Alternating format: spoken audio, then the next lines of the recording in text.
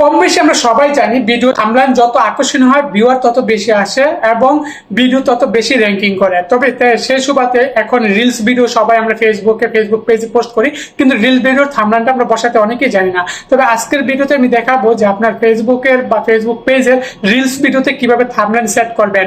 তো বন্ধুরা আর বেশি কথা বলবো না, মূল কাজটি আমি আপনাদেরকে প্রমাণ সহকারে দেখে দেবো। ভিডিওটা শেষ পর্যন্ত দেখুন এবং ভিডিওটা দেখাতে দেখাতে আপনার সাথে গল্প করতে থাকবো। তো চলুন মূল কাজটি শুরু।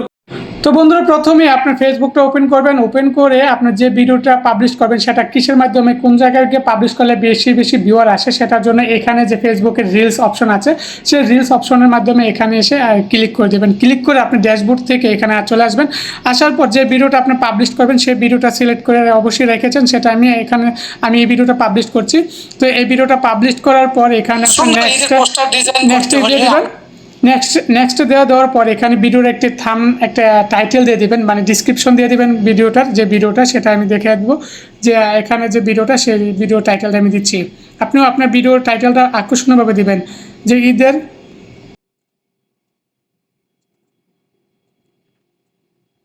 তো এখানে আমি দিয়ে দিলাম এবং এখানে কিছু হ্যাশট্যাগ দিয়ে দিবেন।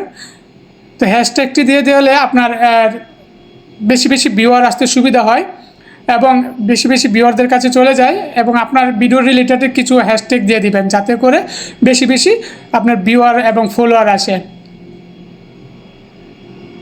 তো আমি দিয়ে দিচ্ছি। দিয়ে দেওয়ার পর এখন যে কাজটা সেই কাজটা হচ্ছে আপনি এখানে লোকেশন সেট করে দিবেন।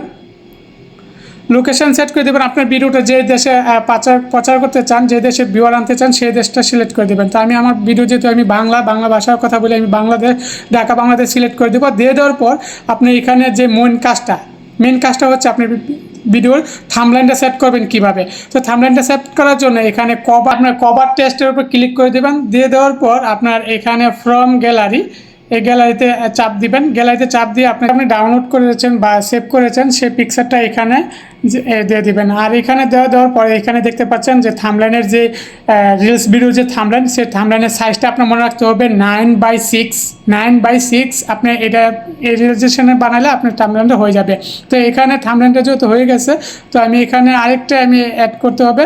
তো অ্যাড করার পর এখানে আপনার সেভ বাটন পাবেন। দুইটা অপশন যখন দিবেন তখন আপনি এখানে সেভ বাটন পাবেন, আর এইটাই আপনার সেভ হয়ে যাবে।